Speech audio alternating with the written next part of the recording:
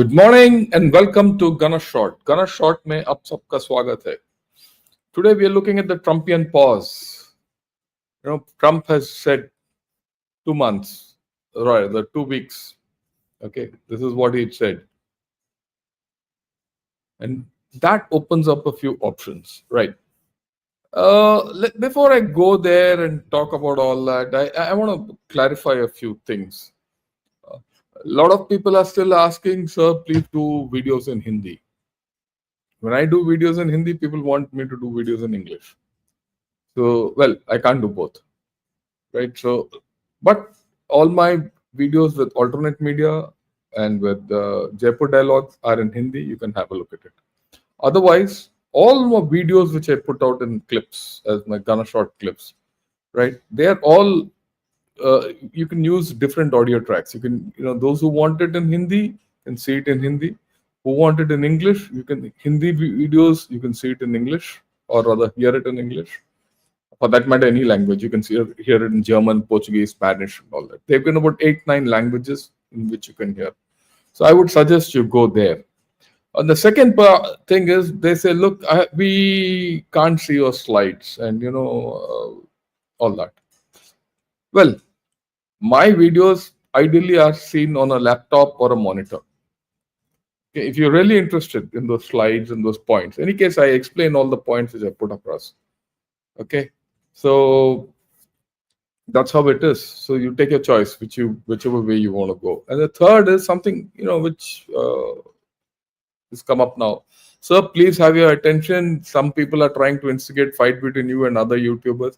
I mean, not in any fight. They can do what they want. In fact, I don't know who the other fellows are. I generally know some of these chaps. I met them once in a while. No interest. They want to fight with me, they can fight with me. I don't want to fight with anyone. I have look, I'm far above all these chaps. I live in a different world. Please understand that. Okay. I'm not going to get down to anyone else's level. There's no fight. I'll put across what I have to, and that's the end of the story. Okay. That's very minor in my way of looking at it. Okay. Let's look at this, the Trumpian pause. Oh, yesterday, the Indian government, put out this, missive saying that they're giving an advisory for people to evacuate from Israel. Earlier, they said Iran, and from Iran, they're getting people out from Azerbaijan and wherever. They're getting them back to India, and a lot of Kashmiris in Iran who've gone, they're coming back. Israel also evacuation is taking place. So let's be very clear about one thing. When government of India does all these things are very tight. Just remember this, things are serious. This war is not going anywhere away. Okay? And in fact, it's becoming more intriguing. Well, I thought something will happen, but Trump being Trump, he said, I'm going to decide in the next 2 weeks what's going to happen. Some people have said it's taco and things like that. No, it's not. Trump is always chicken out kind of a thing. He's building options for himself. And we'll discuss what those options are, what those issues are, and what things can happen and not happen. Right? But let's take a review of what's happened so far. Okay. Then we'll know what's the situation and then why this and how it will go. And I've got some very interesting articles which I read and I thought I'll share it with you. Right. First and foremost, let's go first. Look at this map. When you look at this map, a lot of places in Iran have been hit. A lot of places in Israel also have been hit. What does it tell you? It tells you that Israel doesn't have a very clear, air defense. Their air defense is getting hit, being penetrated. Israel is using more deadly missiles, and that is why Israel is also getting hit. It's not a one-way street. Israel has done a tremendous job in so far. Let's be militarily, I think it is super, right? The kind of intelligence, the kind of targeting, the way they've taken the air defenses of Iran out. They have gone knocked off their military leadership, their nuclear leader, scientists. They've knocked off Iran's military capabilities. Amazing. I mean, from Fauji standpoint, I think they're done tremendous. Even from the point of view of their original aim of degrading Iran's nuclear capability, I think they've done hell of a lot. Now it's coming out that Arak heavy water plant, which is supposed to have been not underused, been finished. That Arak heavy water plant, even if it is closed, if it is revived, it is useful for uh, you know it is useful for making plutonium, and heavy water is got requirements in weaponization. But I think I'll have to take a talk on weaponization and the whole thing. Missile bases have been knocked off. Missile launchers have been knocked off. So that reduces capability. And then, of course, Natanz has been hit. And now it's coming out that IAEA has said that the enrichment facility at Natanz has been damaged. How damaged, we don't know, but it's been damaged. Okay. Fordo is intact so far. So far, Fordo is intact. Isfahan, some damage, but like I said, there are radiation risks associated with all this, and so it's been whatever. Iran has been set back in terms of nuclear capability at least by 10 years. That's the way I look at it. It'll take that time for new scientists to come up and devise ways, and the cost, the money, economy as it is. Iran didn't have a great economy. So all these factors so far, but there are known unknowns. We'll talk of them, right? Uh, Now, if you look at this map, which gives you the missile sites, and these are the missile sites which have been hit, nuclear sites which have been hit. We know that, we've been following it, but this is what has happened, right? And then let's talk of the U.S. forces. The U.S. forces, their original location was this. These red ones, red dots are the U.S. Bases. The other assets which are there in sites are in gray. But at this point of time, everyone is here. Most of the U.S. bases in the Middle East have been vacated, and they've been concentrated. U.S. is now in a recce preparatory mode. U.S. forces, I'm talking. And there's also enhanced this thing of guarding the Strait of Hormuz. They have to keep this also open. So that's where the military equation lies. The question is this: 2 weeks pause will, there's a question, but there's something beyond this question. The question here is, will Israel's interceptor outlast Iran's missiles? Right? Why? Because the amount of interceptors or the AD it has is limited. Equally, it has got a limited amount of ammunition to hit Iran. Similarly, Iran has got only a limited set of rockets and missiles. Can it last more than 2 weeks? Will it happen that in 2 weeks both these sides are exhausted, and then USA steps in with its full might? See, people say 2 weeks Trump gets mohalat. He's given himself a break. It's not taco. It's very strategic. Okay, it puts both Israel and Iran under the thumb of USA. That's the first thing. Because after 2 weeks, when all this over, right? The report is that Israel is firing interceptors faster than it can intercept. You have to understand in this. For every interception, for every missile which is fired, you might have to fire 3 or 4 interceptors. So if Iran fires 1, these chaps have to fire 4 or 5. It depends on which kind of a weapon you are using. If you're using a normal air defense weapon, it's a volley of fire. So can Israel replace them? Is their production facilities up? We don't know. The estimate is Iran had about 2,000 missiles. Out of those 2,000 missiles, Maybe about 400, maybe anything between 400 to 1,000 have been fired already. So what is Iran's residual capability? And then, of course, the issue is how many launchers do they have? These are the questions which are there, right?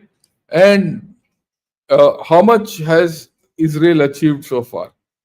And then there are a set of known unknowns in this whole story. When you look at it, and this is something which this paragraph which I read in Foreign Affairs in one article actually highlights this business of known unknowns. Let me read it out, and I'll explain to you. If fears of undeclared facilities were a reason to ditch diplomacy, right, they constitute an even stronger argument against military action. Because you take military action, those undeclared facilities, we don't know what will happen to them. The United States and Israel can't target what they don't know. They can target only what they know. What is it? That's the known unknown. Okay.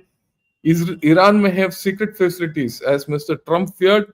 If so, it could reconstitute its program rapidly, perhaps within months. That's unlikely because I don't think, after going through this battering, Iran will be in a position to immediately make a weapon within a couple of months. Even if you have a weapon, you have to deliver it.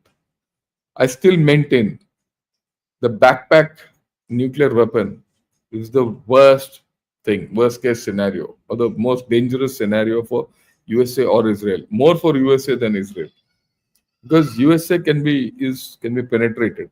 It is huge. You can take a backpack anywhere and blow it.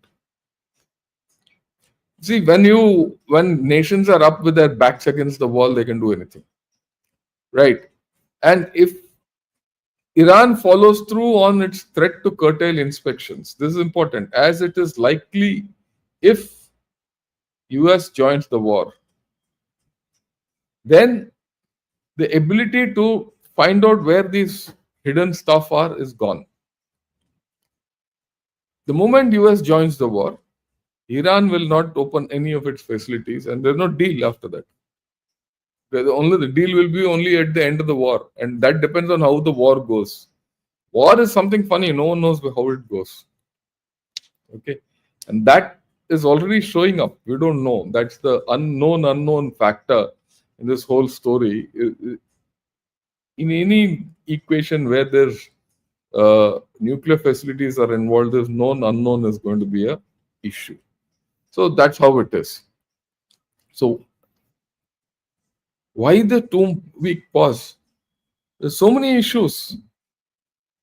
People have to understand. This is a very pregnant pause, if I say so. Okay?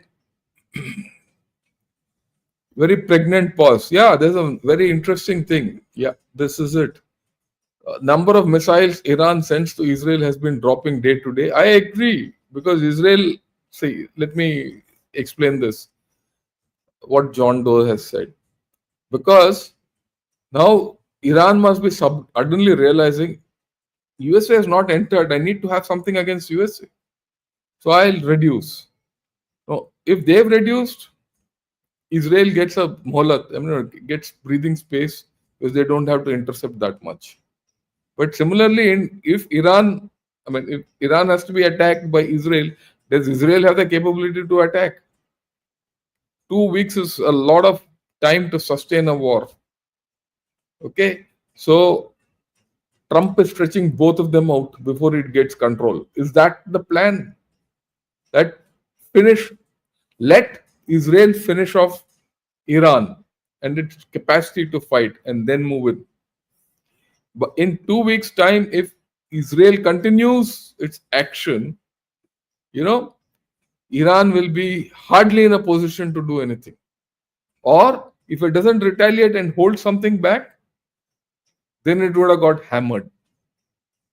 And all USA has to do is give ammunition to Iran, which anyway it's giving. Okay. So, many of us have discounted that USA doesn't have the capability to prosecute a war and all. I think we are off the mark. We're off the mark. Okay. Okay. Now let's go one by one. Is it reluctance? It's possible that this 2 weeks is to give USA and Trump time to say, uh, let's take a call whether USA should enter the war or not. What's the chance of victory in this war? Okay. What is the definition of victory in this war? And Trump came in saying that I don't want to enter a war. Now he's entering a war within 4 months. This is Trump's war. And what will be the outcomes? What will be the problem for USA? So there's a political reluctance on the part of Trump, and I see it right from beginning that I don't want to get into a war. Well, it's connected to the last point, Nobel Prize. By if he gets into a war, he'll not get the Nobel Prize. Yeah, as simple as that. I found a nice little cartoon on this. Look at this. Look at this cartoon. Have a look at it. He says, "Look, he says, is this gonna delay my Nobel Prize? So write my peace prize." So that's an issue. That's an issue which must be weighing heavily. So the political repercussions of this war on USA, Trump has to vector in. Okay, right. Is it part of deception? He says, okay, I'll not do anything for 2 weeks, and third day he goes in, or day after tomorrow he goes in. Is it time for better preparations? Generate more options, like I said. Options will become better if you give yourself time. Especially in this condition, I think this is a very smart move. Strategically, I think it's a fantastic thing. Right? You're ready. You're staring down, and Iran is staring down the barrel. After all, the barrels are towards Iran, and Iran is then diplomatically coerced, weakened. Now, if and let Israel do the battlefield preparation, more intel will come, more options will open. The options will be military and diplomatic. It's possible within the 2 weeks, Iran might wave the white flag and say, okay, we've this thing, let's discuss. It might not be the white flag in the typical sense, but Iran might seek an off ramp and say, okay, let's get back to a deal. Are there covert options which will emerge? Will there be clear weaknesses in air defense where you just go do what you have to do and finish off things and then create political conditions without setting foot on ground? Okay. Is there a option for a regime change? See, one of the things which I will talk of today, I'm going to discuss that in detail, is that Israel and USA have gone into this without political preparation of Iran. Iran today is politically still stable internally. There's no opposition. I'll talk of that a little later. I got across a fantastic article which I must share with all of you. So maybe in the next 2 weeks, this Ayatollah regime might start crumbling, and there might be a political thing coming up, and then you do a tight military action, or a small or a sharp military action, focused military action. Then things might work out. Like, yeah. Look, he says, Ranjan Gupta says, I don't think Trump is taking any advice or tactical enough at present. I don't think White House mind to advise something good. I don't agree with this kind of a thinking. He's not a fool. He might be impulsive. He might keep some of his advisors out. He might keep a coterie in. But he takes his military advisors along. So don't count anything out in this. This is what I've learned in life, in the military. Don't count everything out, and every move is an opportunity and a danger. Okay. So can he do focus reads, take out certain things, weaken the regime, and then go in for it? Or does it pave way for a deal? It says, look, I've stopped. You want to deal? Let's deal and finish it. Is there internal pressure on Trump? There could be. And there is. We'll talk of it. We'll just get to that. Right? So all these issues are on the table. First thing in the morning, I got up and I saw at about 4 o'clock in the morning. I get up at about 4:35 in the morning, 4:35. And I saw, he's 2 weeks. He says, I'll decide in 2 weeks or whatever. Then I said, yeah, why is he doing it? So I went on the walk in the morning, and I kept thinking and, listening snippets here and there. And then I got all this. If I could get all this in 1 hour, 2 hours, those chaps are planning. You have to understand military planning. You generate options through planning. I mean, let me put it this way. I'll give you my personal example. Every week when I was in, difficult situation in counterinsurgency in the Northeast, every week I used to get my commanding officers and sit down and talk, because that was a 3-year trip, 3-year stint. Every week I used to tell them what's happening. Same thing what I'm doing. And, every move of political move, military move, militants move, drugs, everything goes on there. Terrorism, you will find even arms smuggling and all kinds of rackets, international call rackets, all those nonsense goes on there. I mean, it is amazing. So every week I used to sit and talk. And when we go through an organized way of doing things, options come up. Okay. And those options, as a military man, I used to go and give it to the chief ministers, whoever. I was dealing with 3-4 of them. So I used to go and deal with them, right? And tell them, look, these are the things. They said, look, we never imagined this. I said, yeah, I agree with you, because you're not a military man. You're not thinking the way I'm thinking. Similarly, when I used to go and talk to them, and every month we used to have discussion, formal with the chief secretaries and all that. So some ideas I used to get from them. So system generates a lot of, generates a lot of thought processes, and it gives you the thing for action, right? I agree with what John Doe says. Trump isn't stupid. He's very smart. People thought they could turn him into a puppet, got sacked like John Bolton and Steve Bannon. Even now, he's sidelined a few people. Okay. So I mean, I think this is a very, very, sadi hui in Hindi jo bolte hai na, balanced way of thinking. It's generated him a lot of options, right? So let's not think that this is something foolish.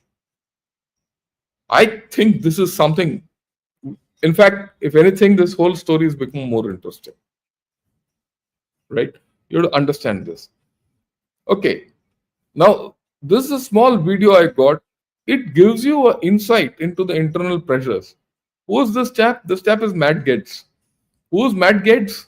He was a chap who was nominated as the Attorney General by Trump. He couldn't be nominated because he had his personal issues of sex and all that, whatever. We're not interested in that. But listen to what he says, and then you'll understand the internal pressures which are there today in USA. And mind you, this fellow is a Republican, and he's also ex-4G. Also, he is one of Trump's favorites. And yet, he speaks the way he speaks. Have a look at it.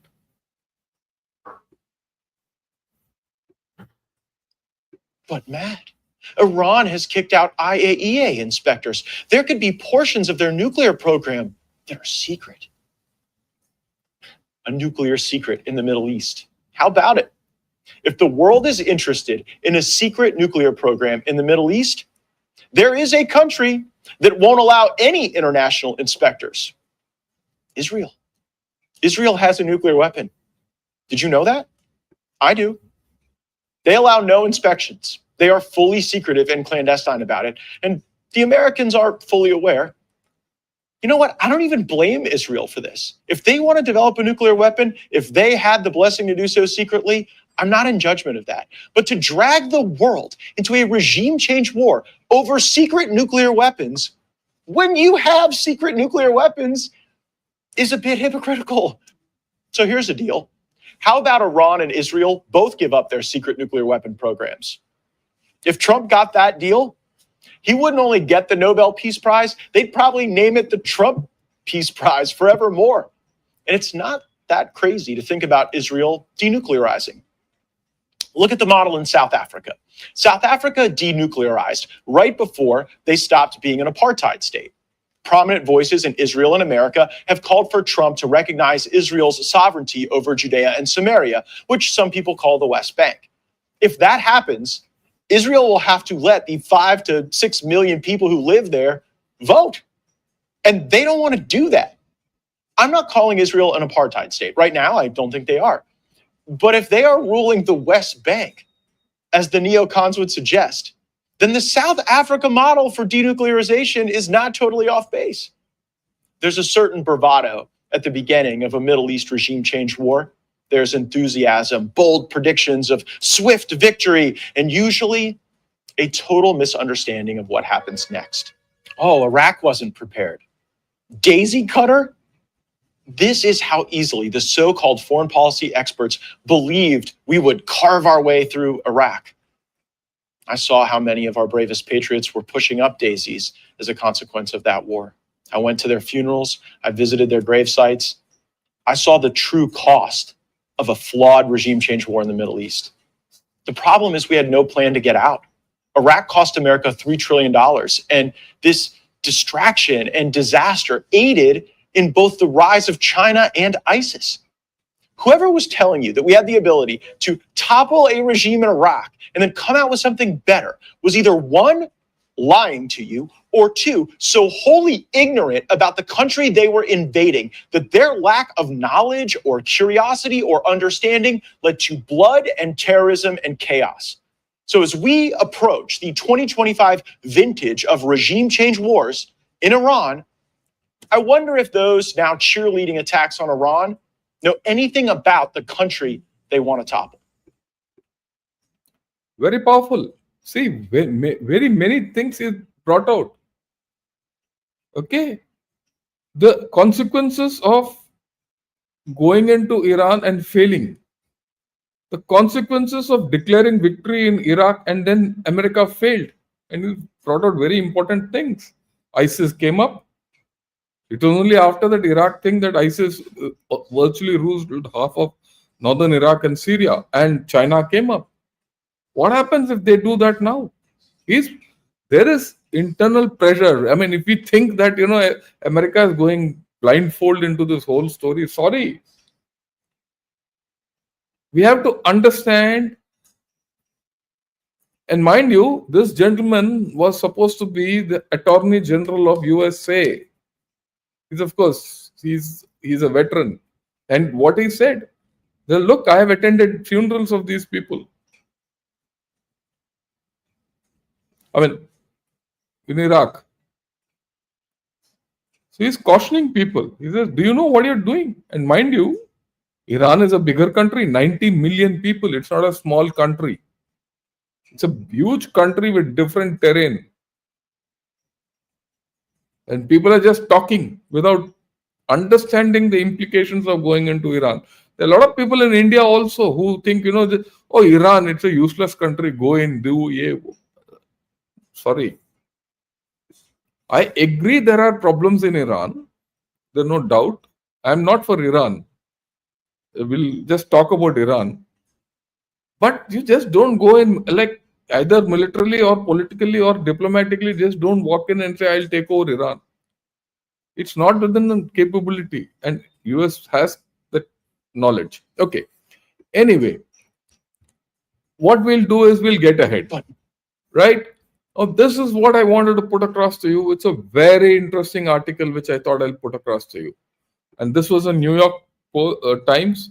And normally, New York Times comes out with left-leaning liberal analysis. But when I read this, I thought this is a tremendous analysis. This is the heading. I've just picked a few important things for all of you to understand. And if you want to understand where this war is going, you must read this. Okay. And I'll be a little deliberate. I'll take time because this is my style. Okay. You might not like it. Okay. The heading is an Islamic republic with its back against the wall. The Iranian regime finds itself in its most difficult position for 46 years after the revolution that brought it to power. But does it mean the end? That's the question. I mean, for those of you who don't know, let me put things in his, when Iran was constituted back to its current status, after the Second World War and given independence, right? There was this chap Mossadegh who was the Prime Minister of Iran. Now, what he wanted to do, or he was the Prime Minister of this president, I don't remember the nomenclature, but he was the top man there. What he wanted to do, and Iran at that time had a lot of oil, there's no doubt about it. And everyone knew why Pakistan was created, to protect British interests and American interests and all that. That part of it was to protect the oil. Okay. The oil interests in Saudis and Iran and all this. Now, Mossadegh wanted to nationalize the Western oil companies, Shell and BP and all that. Okay. So he was assassinated. And then the Western, they brought this fellow Shah, Reza Pahlavi, king of Iran. The monarchy was reconstituted. And that fellow was a Ayyash. He did what he wanted to do and he didn't bother about people. And he went completely the other way. Yeah, he didn't bother about local culture, nothing, zero. As a result, there was revulsion from within. Right? After all, at the end of the day, it's a civilizational state. That the civilization values within Iran rebelled. And Khomeini, Ayatollah Ruhollah Khomeini, who was sitting in France, was brought in 79. He came back. Revolution, Shah was thrown out and he came in. 79. From then to now, this thing.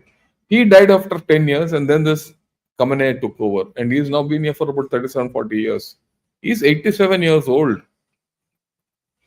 And over these years, this regime has become highly radical.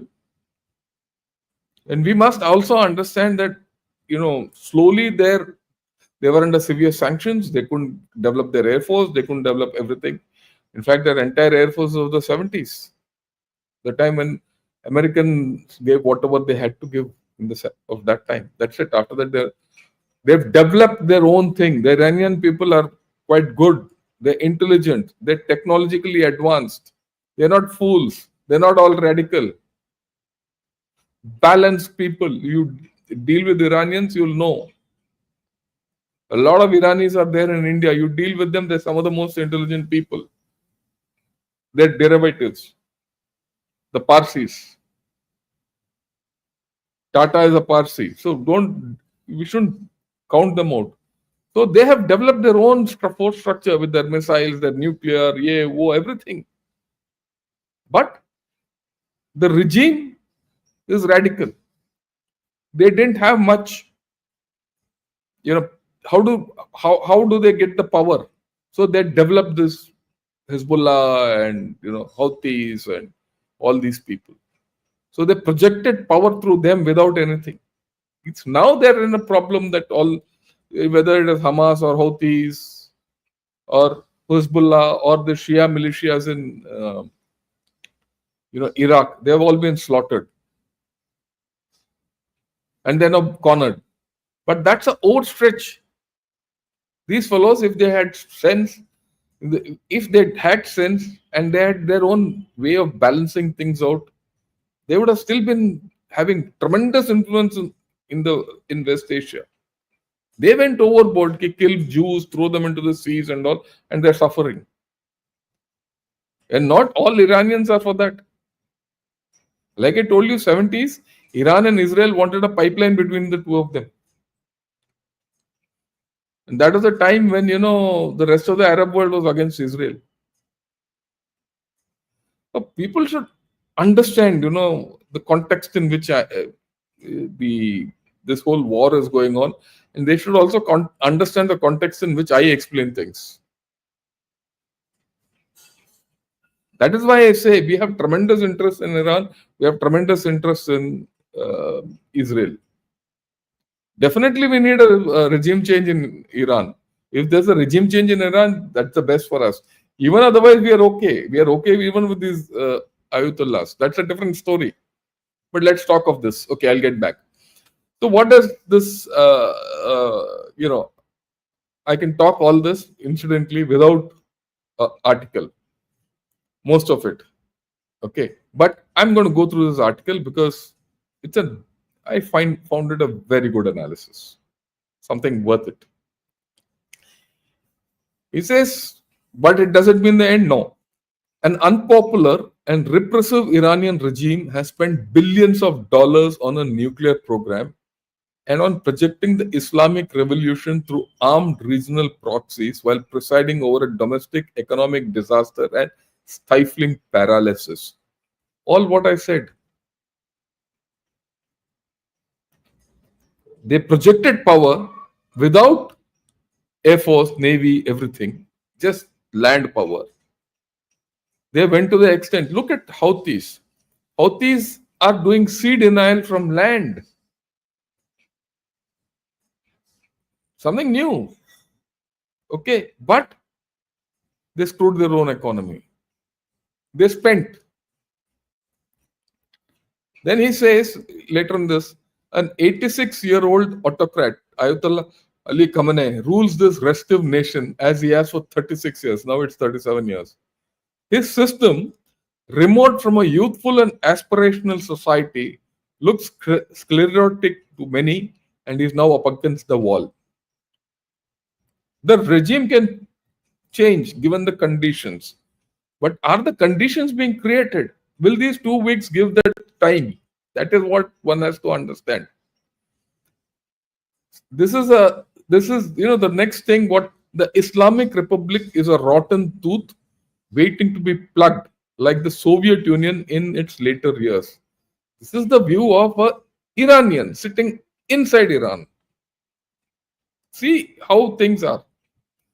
Okay, this little thing, I'll go over it. I'll disappear and so that you people can read. In 2009, there was an uprising. Millions of people took to the streets of Tehran to protest what was seen as a stolen presidential election. For a few days, the future of the regime stood on a knife edge, but with utter ruthlessness, it prevailed. They just massacred people and threw people into jail and all that. This whole thing could have been toppled over, but they withstood that. Then there are isolated cries of death to Khamenei. It raised into the night sky, but popular protests are impossible under bombs and always risky under the thumb of the government. There are no obvious leader to steer any political transition for the same reason. See this. See the problem with a lot of people who are against this regime. They say death to Khamenei, but they can't rise if there's no organized leadership within the opposition. And then, if they talk, can they do it as bombs are falling on them or under scrutiny of the regime? Right? The regime is not broken so far. There is fear still on the streets. Ayatollah Khamenei remains defiant, saying that Iran stands firm in the face of imposed war, just as it will stand firm against imposed peace, and it will not yield to any imposition. And we must understand that he has got all the clerics who control the society in his grip. And he's not bothered to die. He's lived 87 years. His son is ready to take over. There's a succession, but there's no opposition. There's no opposition. Okay. Half a century ago, Ayatollah Ruhollah Khomeini's revolution deposing the Shah and imposing death to America as its weekly refrain came into being. The insurrection never delivered the freedom it promised. From 79 to now, Iran has not got any freedom, which then at that time it was promised. Even now, this country says death to America, death to Israel. So why should they not come and attack? Look at the flip. So why should they show any mercy to such a country for half a century? You look at that movie called Argo. You'll see some of the picturization there. Might be a little Hollywoodish, but there is a reality in that. Okay. Iran's gross GDP or total output has fallen by 45% since 2012. Crippling international sanctions over the nuclear program contributed to this downward spiral. But so did corruption, bungled privatization program, and bloated state companies. Obviously, these mullahs don't know how to run this country. They run it. It's a theocracy. It's one of the few theocracies in the world. The one message that the Iranian people want to get across is that having done all this and wreaked all this kind of havoc, they want to make sure that the end of this is that the horrendous regime is gone. So there's a view that they want this regime to go. It might be propaganda by New York Times or not, but I think there is some truth in it. At the same time, the Israeli bombing persists. There are signs of patriotic surge even among opponents of the regime who have spent time in the prison. See, the bombing is pulling people back. For Iran, for some, Iran's now demonstrated vulnerability is the proof of its need for a bomb. If it had a bomb, would it have been so vulnerable? People ask. Why should I get hit? And if I'm getting hit, why should I support Israel? People are yet doing it. It's a country which is in ferment. Even if we are in part of the opposition, we cannot remain indifferent to an invasion of our homeland. This is the view of people. This is the thing. What would stop the regime if it survived from spinning the centrifuges and returning to enrichment? Nothing. If it survives. Although the nuclear program has never delivered a bomb and only scant energy at astronomical cost, it has been the mullah's most popular, potent nationalist symbol, much like nationalization of Iran's oil industry in 1951. That was a disaster. Even now, this is a disaster. It's a disaster happening. The mullah regime should go, but there's no opposition. But is this the right way to go? Does Trump's 2-week pause give that opportunity for this to happen? It happens, that's the best. We don't know. It might be 2 weeks, it could go to 4 weeks. Right. The next problem. There is no evidence, however, that those leaders who are still alive have packed their bags. That is these regime guys. But there are reports that many of the people who are in the regime today, their wives and families have gone to Russia. There are reports. Okay. And how the Israeli bombardment might end in the burial of the Islamic Republic is also not clear. It would be foolish to underestimate the Islamic Republic's determination to survive and the lengths it might go in pursuit of that. The Islamic regime is a zombie regime. It fed off and spread disorder for a long time, but it's terminally ill even if it is still standing. So you see both sides of the story in this whole thing. Okay. So this is something which we have to, the every angle of this regime change business and all comes into play. It is in this thing that will Trump's 2 week pause. He said, I'll give way to something. We don't know. Definitely that alternate, that Shah's son is not a alternate. That imposition will not work because that fellow is just the playboy who spent money all over the countryside, which Shah had salted away much before. And he doesn't have any popular support. So let us see. In the event, 2 weeks, something might come up. It might not come up, and eventually Trump might have to go for a war. But options will be better. That's what I feel. Okay, then there's an issue. You see, in the American system, you can't take a country to war. For that matter, any democratic system, you just can't go for war anywhere. There is a method, and especially in America, the Congress has to approve for the president to go to war, and there's a problem within. You heard Matt Gaetz, right? And Trump is not telling anyone about his plans, probably because he himself doesn't know what his plans are. That's the way he changes things. So there are issues in this whole story, right? Yeah, and then there's this chap, Mike Flynn. Very interesting. Who was Mike Flynn? He was an NSA in Trump's first term. He's a 3-star general. He puts out this tweet yesterday. He's a hard right Republican. He's been to jail, also all that nonsense.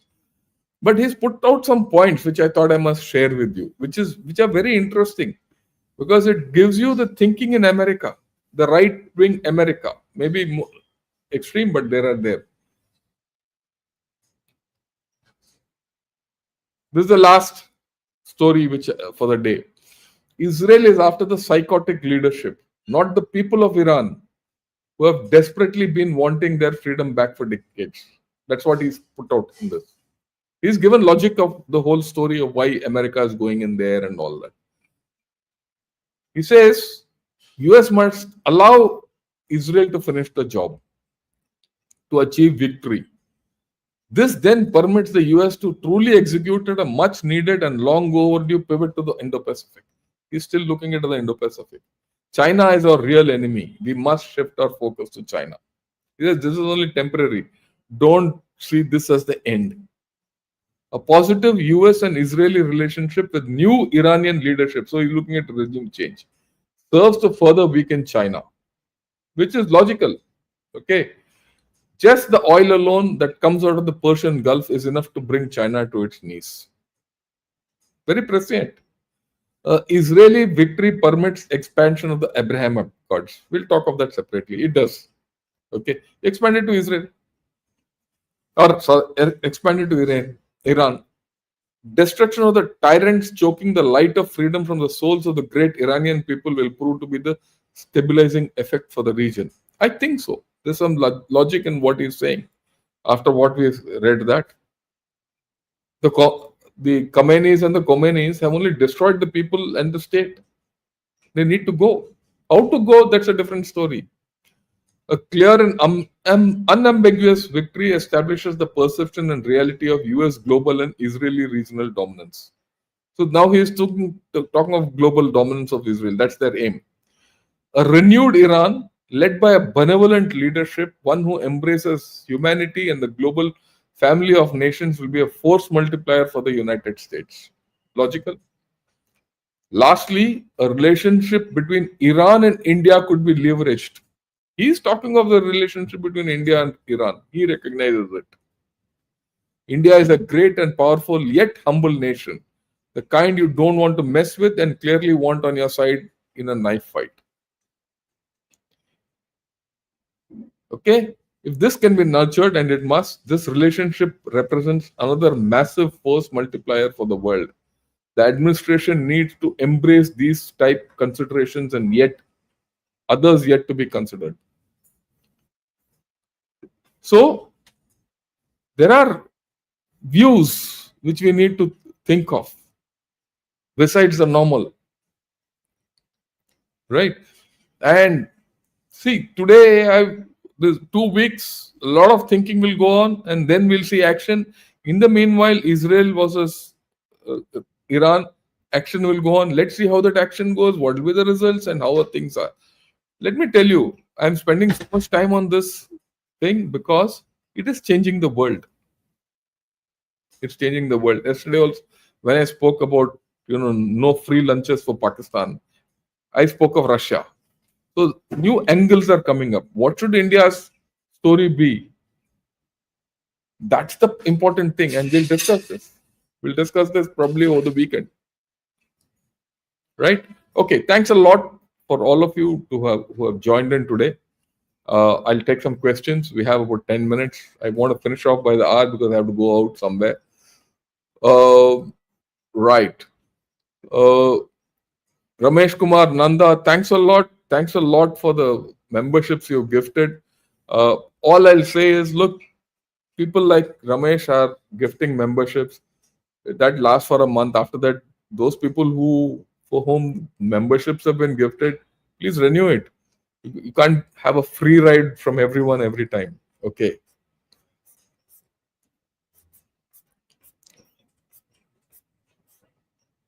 Yeah. Jai Hind, Rohan, good morning. Let me call out everyone. Hans, yeah, Trump never study. Okay, that's your view, but I don't think so. I'm glad I'm attending this session live. Been a long-term follower, but not often got to attend a live thing. I hope I'm not disappointed you. Right? Okay.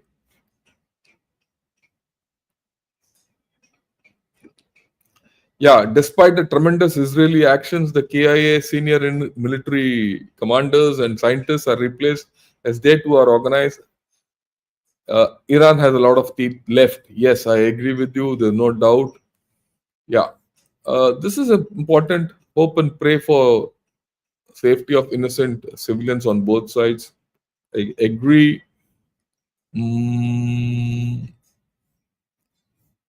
Do you think the 0.5 front is slowly getting the message to behave? I think so. Okay. John Doe talks of Fordo. I agree. Right. Arrow system. Let's not discount the fact. Yeah. Let's not discount the fact that the deep state has vested interest in sustained war. Deep state owns Trump. Munir's Nobel Prize drama might be pushed by Khomeini to induce ceasefire. Maybe. All these are open at this point of time. Right. No matter what Trump does, he'll not get a Nobel Prize. I agree. Yeah, the West poured a lot of resources into Iraq during the Iran-Iraq war. They couldn't outthrow the Ayatollah regime. What are the chances it will with Israel? That's what the thing. It's up in the air. It's up in the air. We still don't know. Iran is a tough nut to crack.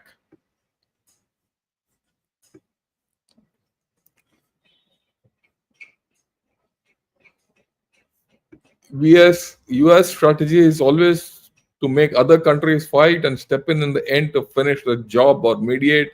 This is true in Russia, Ukraine war, Israel, Iran, and even India, China. Yeah, largely that's the way it behaves. But it gets into fights on its own also. Don't forget Vietnam, don't forget Afghanistan, don't forget Iraq, and now Iran. Who is this guy, Praveen Sani, and why does he give doom and gloom analysis of Indian Army? He was an ex-Indian Army man. Yeah, I know who he is. He's artillery guy who, after 5 years, he left the army and is taken to writing. But I think he's been subverted, and I say this openly. He, anyone who doesn't subscribe to his view, he blocks them off. That's one. I can't reply to him because I had a difference of opinion, and I find that he's got too many links with Pakistanis. He's got too many links with Chinese, and the Chinese quote him as a great thinker. Pakistanis help him out. So that's something. I mean, He's a fishy guy at best. So if you want to listen to him, you please understand you are listening to propaganda from Pakistan and China.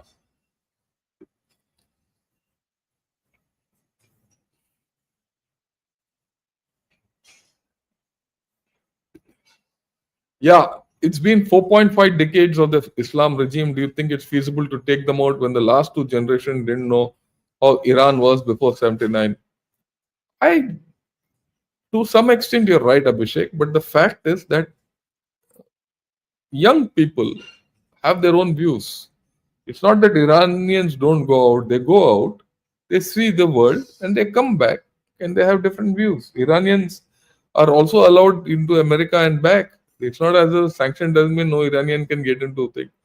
So there is some flow.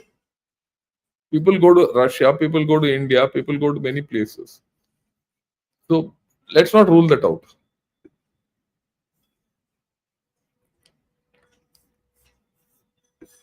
Thanks for another great podcast, General. Appreciate how you are teaching us how to think these matters. Thank you. Welcome. Uh, Trump is caught between the hammer and anvil. Let me see whether it is that way.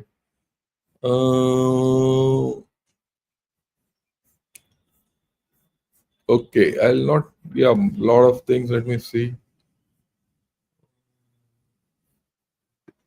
Please use AI auto translator.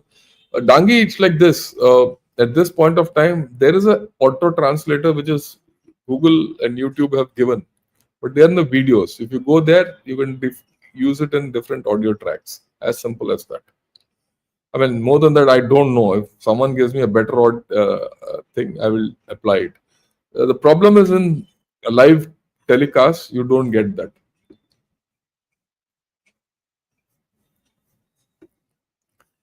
Israel never lost any war. On the other hand, the US has never won any war. I disagree with you.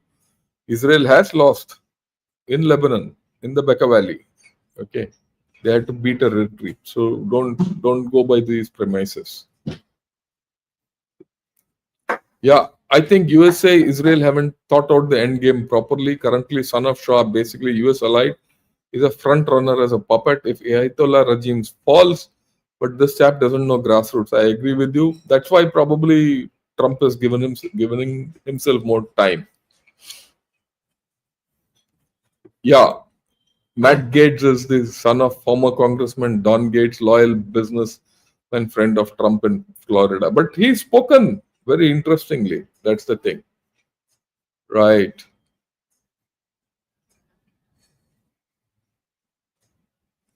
Yeah. Thanks a lot, Chai K. Good morning.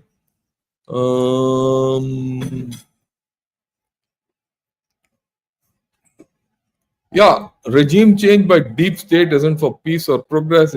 It's to loot resources as seen in Iraq, Syria, Venezuela, Ukraine. That's part of the game. That's the world you're living in, right? But neither is the current regime useful to their own people. See, these countries are like that. Whichever way they go, that's the way they are. Yeah, why is Iran not closing Strait of Hormuz? It's cutting its own feet. After all, to sustain this, it also has to send its own oil out from Karg Island. Okay, uh, and it still might. That's the last option. It still might. Yeah, how do we define a civilization state? A civilization state is something which is based on a civilization. What are the civilization? The Egyptian civilization, Persian civilization, Indian civilization, Chinese civilization. These are the civilizations. Okay, to some extent, the European civilization. So that's the way you go about it.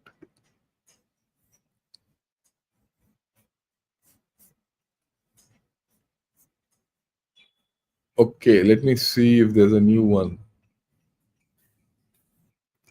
So many are saying the regime isn't good for India as it will be a US ally and India will be surrounded completely. No, I don't agree with this. You know, a country like Iran, when it comes up, the way things will happen, I don't think USA will be in also total control of this regime, whichever. That's the composition of Iran. And you can't control 90 million people through a puppet regime. That was tried once and it failed.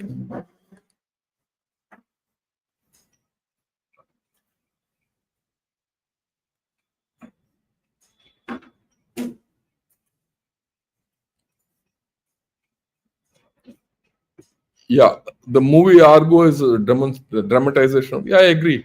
So you get the hang of things. That's why I recommended it.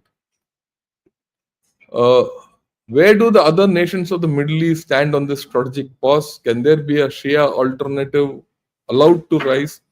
There is a real threat of a balkanized Iran and the neighborhood. I agree with you. They stand nowhere at this point of time. We'll see their ideas as they come out. Look, to a large extent, this is a flip by Trump, which has taken a lot of people by surprise. Right. Could India be attacked for being fanatical Hindu or under the pretext of being fanatical? Sorry, it can't be. It can't be. Don't worry about it. India is too big a country to be attacked. Like China is too big a country to be attacked. People are worried about attacking Iran with 90 million population. So you are in 1.4 billion. How will you they'd be controlled? Yeah. Good morning, Parveen.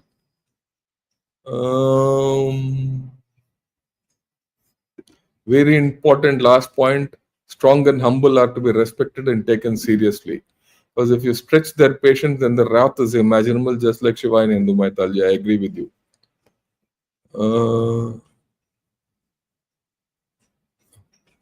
Yeah, your podcasts are very informative and enlightening. Enlightening. However, your professionalism is sullied by cartoons, though funny. I feel it's unnecessary. It somehow takes away the seriousness of this. Is this the opinion of everyone?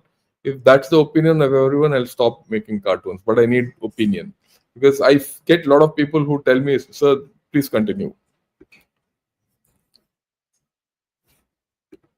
Your thoughts on Israel's position, are they overreacting as per the US report you read? I think so. I think Israel has maybe a little too ahead of the curve at this point of time. I mean, they have pulled USA into this. In fact, to that extent, I think Trump having this 2 week pause puts a brake on Israel's momentum. Israel was pushing, hustling USA into a war, which Trump has taken a back. I think it's a very smart move.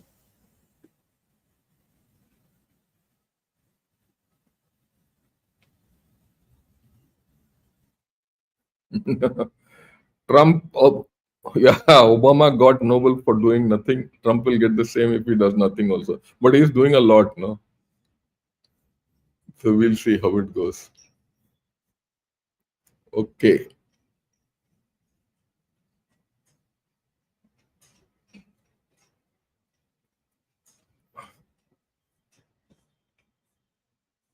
Okay, let's see. Who else? Yeah, someone says, no, I love cartoons. So we'll go with Abhishek also says, continue with cartoons.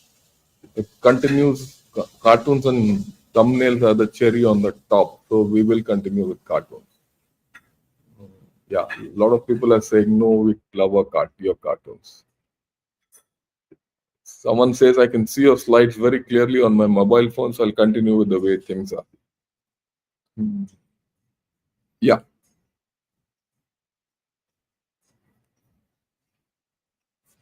Yeah.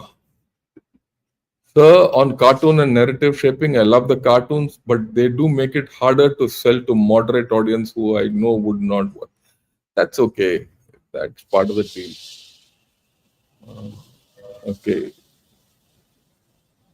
Yeah, we'll continue with the cartoon.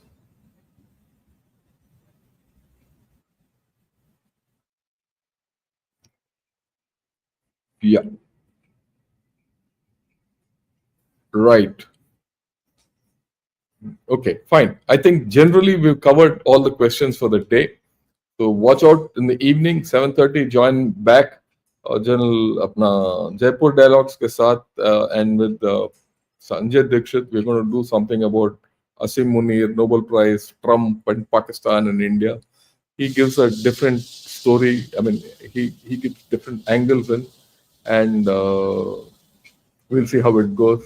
And yeah, this is the thing.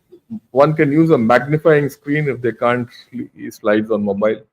We'll leave it now. I got your views, and I'll stick to this format. I'll not change. And please remember, I'm a man and a dog kind of a man without a dog kind of a story. I do it for fun, not for yeah. Okay. Thanks a lot. See you in the evening. I know, like someone says, Ashish says, no, sir, Jaipur Deluxe is so over the top, but that's okay. You get different views. You must get different views.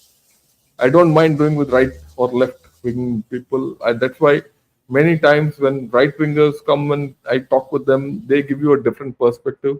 That is why I get left wing kind of thinking and putting it put across so that you get a balance. Right? I'm neither a right winger nor a left winger. I'm a centrist. So I give you balance. We need to have balanced thinking.